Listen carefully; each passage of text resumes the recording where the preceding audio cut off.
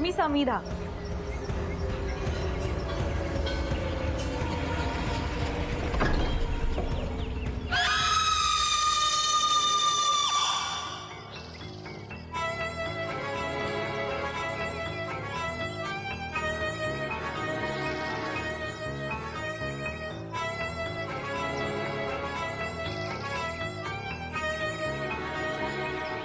Hello hello police station.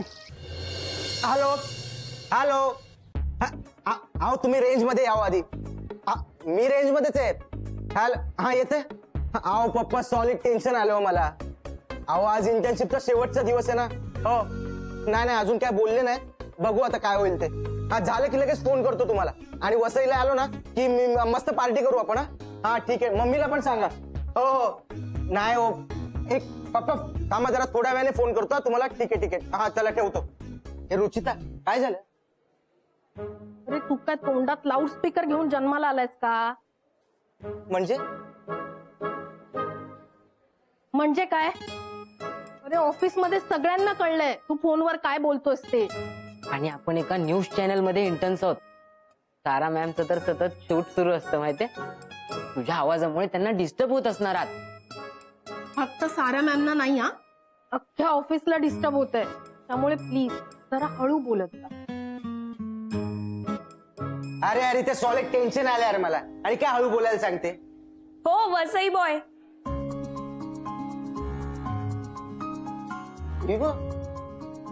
काय कसलं tension आलंय. अगं कसलं टेन्शन आलंय काय. इंटर्नशिपचा शेवटचा दिवस आहे ना. मग टेन्शन येणारच ना. अरे हो ना यार. अरे मी तर ऐकलंय की कर्णिक सर आपल्याला काहीतरी इम्पॉर्टंट असाइनमेंट देणार आहेत. तुम्ही ना उगाच टेन्शन घेता. आपण सगळ्यांनी शांत राहायला शिकायला हवं. सारा मॅम सारखं.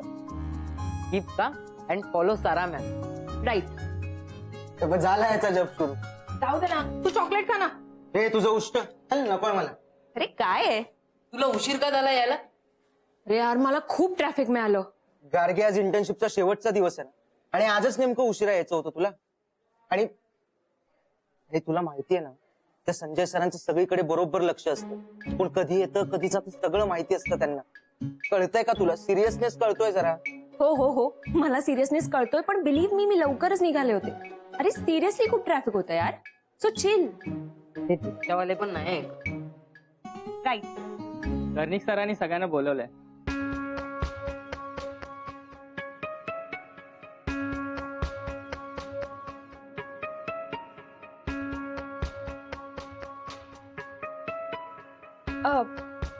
येतो. चला चला. हा.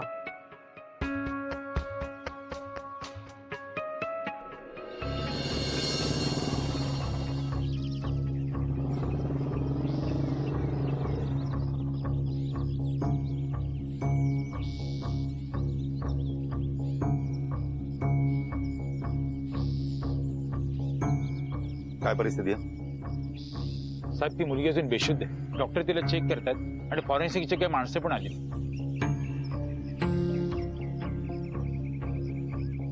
या लाकडी पट्ट्या कसल्या आहेत? साहेब या लाकडी पट्ट्या दरवाजाला बाहेरच्या बाजूने लावल्या होत्या. बाहेरच्या बाजूने? म्हणजे ती मुलगी दुसरीकडनं कुठं तरी आतमध्ये गेली असणार. या घराला मागून दरवाजा आहे? नाही साहेब, मागे कुठलाही दरवाजा नाहीये. मग एखाद्या खिडकीची काच वगैरे फुटलेली? साहेब आम्ही सगळं चेक केलं, कुठली खिडकी फुटलेली नाहीये.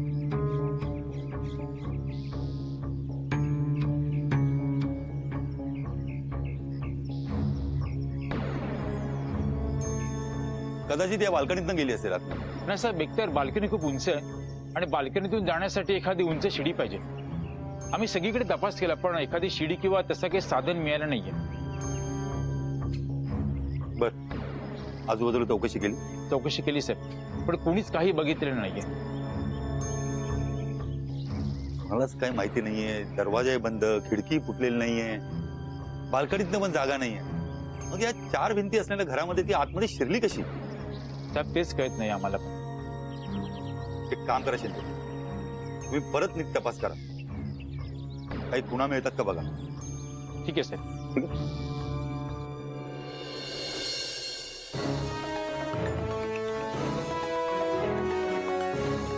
Hello, I am Sara and welcome to my most popular show. तुम्हाला माहितीये, मी माझ्या शो मधून वेगवेगळ्या अशा अनयुज्युअल जागांची माहिती तुमच्यासाठी घेऊन येते. आज सुद्धा अशाच एका सो कॉल्ड जागेची माहिती तुमच्यासाठी घेऊन आली. ही जागा आहे शांतीनगर मध्ये. लोकांचं म्हणणं आहे की ते घर पछाडलेलं आहे. तिथे चित्रविचित्र आवाज येत असतात. पण आज आफ्टर 20 इयर्स एका बिल्डरने ती जागा विकत घेतली आणि सुमारे 100 लिटर दूध ओतून त्या घराचा अभिषेक त्याने केला. न्यूज हे कधी ना कधी होणारच होतं. सो अशाच काही इंटरेस्टिंग गोष्टींसाठी बघत राहा टीव्ही 27 न्यूज.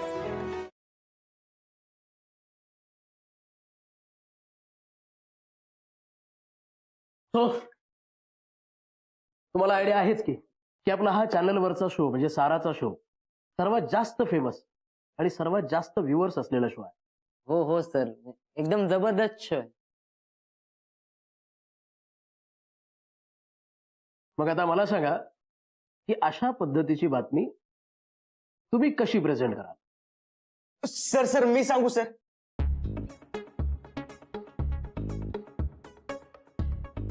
हा बोल.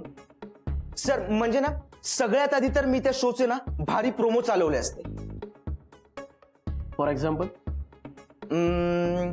हा, बिल्डरने का ओतलं हॉन्टेड हाऊस समोर 100 लिटर दूध?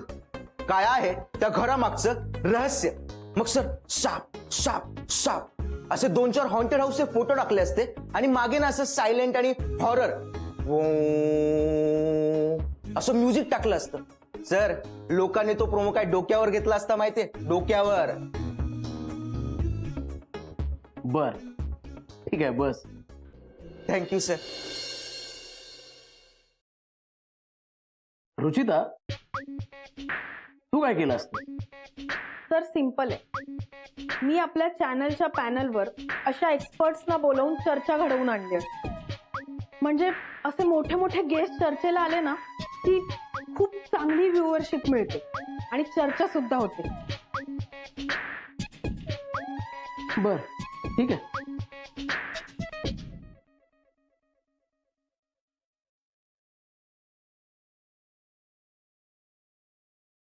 दिनेश, तू काय केलं असतंस? सर सेम, सारा मॅम जे करतात तेच बेस्ट आहे सर. मी तेच फॉलो केलं असतं.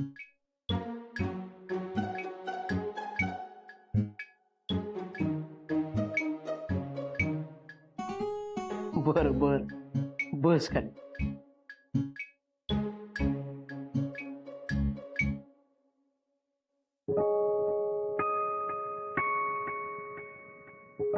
Gargi,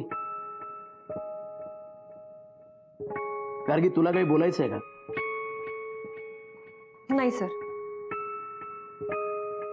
R you sure? नाही, पण तुझ्या चेहऱ्यावरून असं वाटतंय की तुला काहीतरी बोलायचं. ऍक्च्युली हो सर. म्हणजे मला जे वाटतं ते खरं सांगू का मी? अरे बोल ना मग. इंटर्न असलीस म्हणून काय झालं? एका पत्रकाराने आपलं मत व्यक्त करायला हवं. बोल, तुझं काय म्हणणं आहे? Sir, I am really sorry. पण मला हे सगळं नाही पटत. सर, आजच्या काळात सुद्धा आपण या अशा भूतप्रेतांच्या भाकड कथांवर विश्वास ठेवतो. सर, आज आपल्याला म्हणजे आज मीडियाला लोकशाहीचा चौथा स्तंभ म्हटलं जातं. मग सर, आपली नैतिक जबाबदारी नाहीये का ह्या सगळ्या गोष्टींना थांबवण्याची? किमान आपण सगळ्यांनी मिळून तसा प्रयत्न तरी करायला हवा.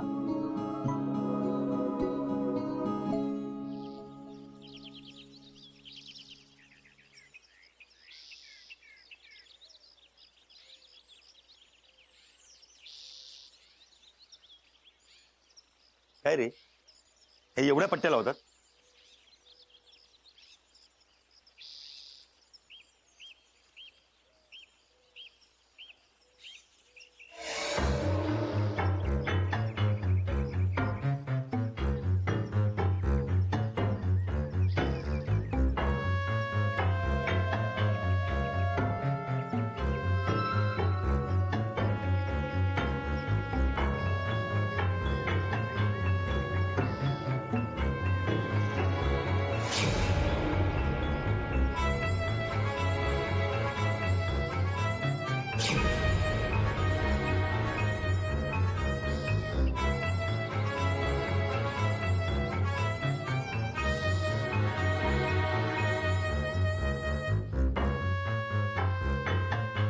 सर,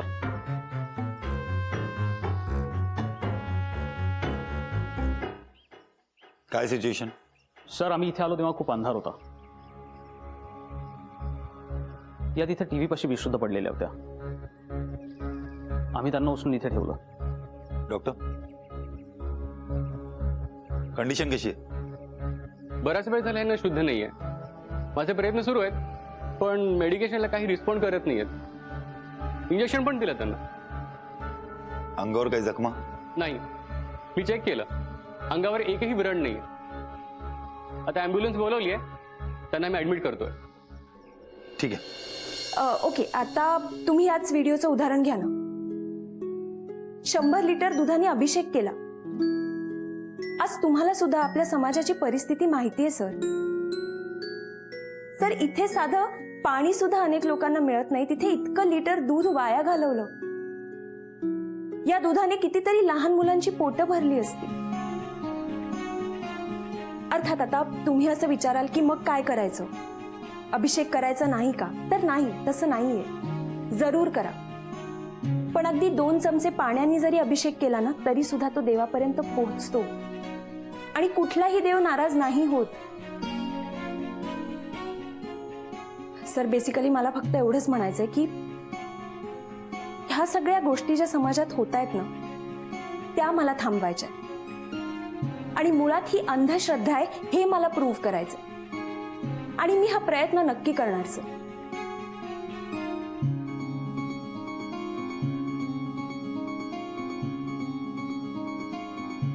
बस.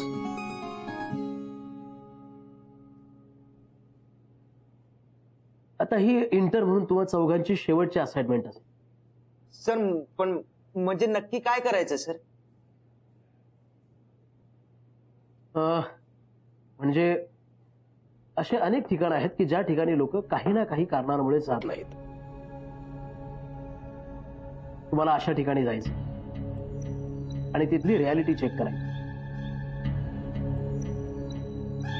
खरंच तिथे असं काही आहे की लोकांचे गैरसमज आहे?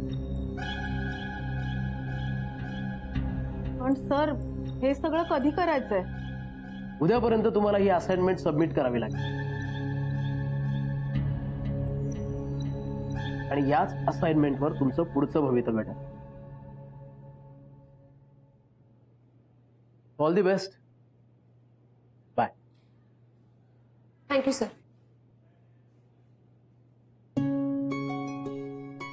अरे यार, आता कशी होणार आहे उद्यापर्यंत ही असाइनमेंट पूर्ण?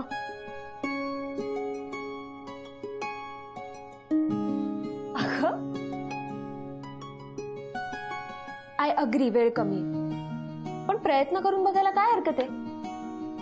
तुला माहितीये, मला ना एका पार्टीत जायचं होतं. त्या पार्टीतलं असं मस्त मस्त फूड खायचं होतं आणि आता घरचा वरण भात खावा लागणार आहे. अगं मग खा ना. आईच्या हाताच्या वरण भाताची सर ना जगात कशालाच नसते, बिलीव्ह मी.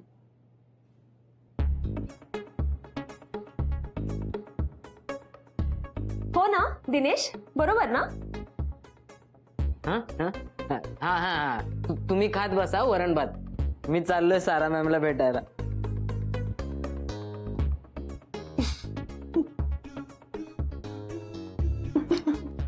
ए रुचिता, तो वरण भात उरला ना तर उद्या टिफिनला घेऊन या. तोपर्यंत मी जरा पप्पांना फोन करून येतो. चला.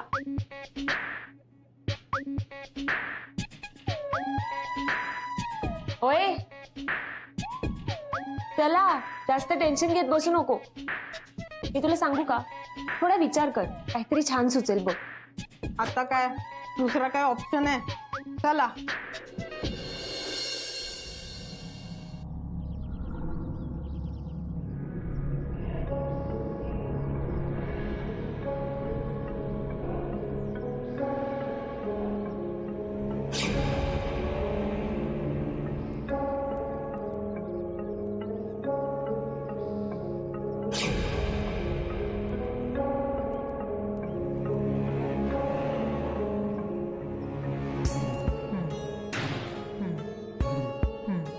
डॉक्टर, डॉक्टर तिचा हात हलतोय.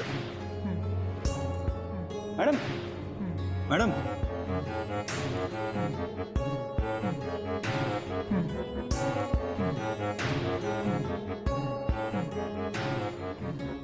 मॅडम, हो मॅडम.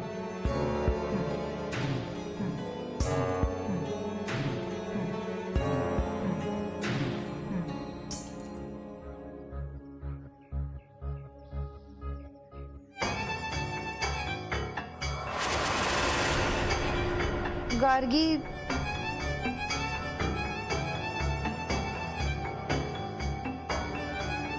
गार्गी, गार्गी.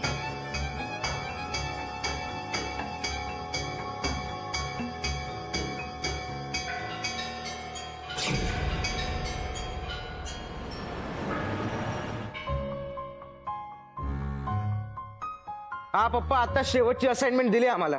हा थोडी डिफिकल्ट आहे पण करेन मी. हो हो हो, आता वसईलाच येतोय. ओके, आल्यावर सांगतो सगळं. हो ठीक आहे, चला ठेवा. हा. ए चला निघूया. चला. दिनेश, ए दिनेश, चला निघूया.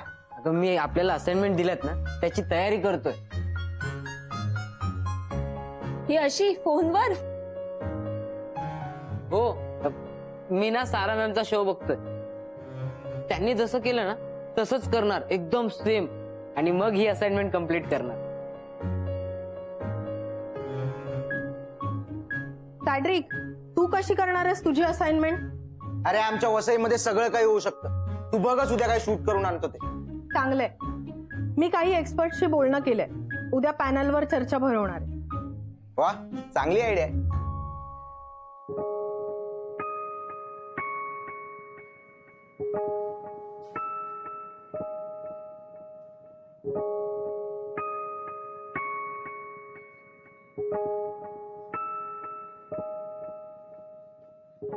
गार्गी, डोंट वरी, टेन्शन नको घेऊस. अगं कळत नाहीये का काय करायचं ते? नाही अगं, असं काही नाहीये. असं कसं काय नाही? मग तू कुठला विचार करत होतीस आणि असाइनमेंट कशी कम्प्लीट करणार आहेस?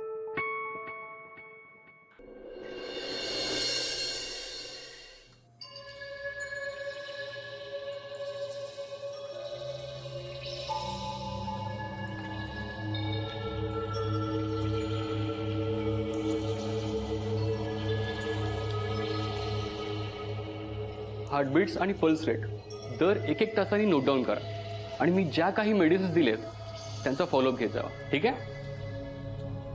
Doctor any progress? अजूनही बेशुद्धच आहेत या.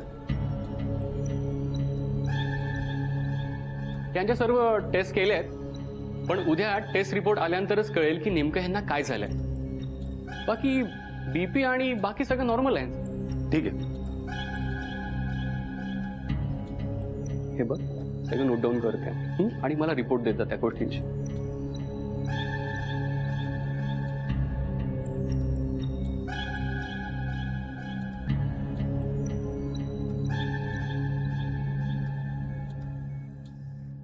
ऍक्च्युली मी फाइंड आउट केलं, रोज इस्टेट नावाची एक जागा आहे. असं म्हणतात की तिथे पैंजण वाजण्याचा आवाज ऐकू येतो.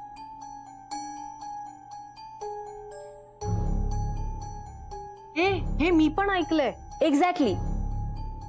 हे आपण फक्त ऐकलंय, पण आपण एक्सपिरियन्स कुठे केलंय? अगं हो, पण जे म्हणतायत ते वेडे नाहीयेत ना. जोपर्यंत मी एखाद्या गोष्टीच्या मुळाशी जात नाही, मी ते स्वतः बघत नाही, तोपर्यंत माझा त्याच्यावर विश्वास नाही बसत. ए जरा मॅड आहे काय तू? भीती नाही वाटत काय तुला? नाही, कारण अशा भाकड कथांवर माझा तरी विश्वास नाही. मी या गोष्टीची तपासणी करणार, ती स्वतः बघणार आणि मगच विश्वास ठेवणार. आणि आज काहीही झालं तरी त्या रोज इस्टेटचं सत्य आज मी जगासमोर आणीन इतकं नक्की.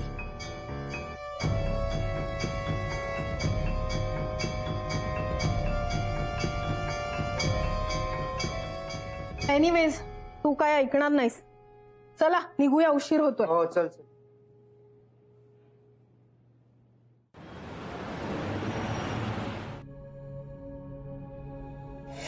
खूप विचित्र स्वप्न पडलं का आज? एक मुलगी एका बंगल्यात शिरली. आई ऐक ना ग, मी तुला आज सकाळी म्हटलं होतं ना, मला पहाटे एक स्वप्न पडलं होतं. त्या स्वप्नात जी मला मुलगी दिसली होती ना, तीच मुलगी मला आता दिसली आणि तिनेच मला लिफ्ट दिली. आई देवा, काळजी घे माझ्या लेकीची.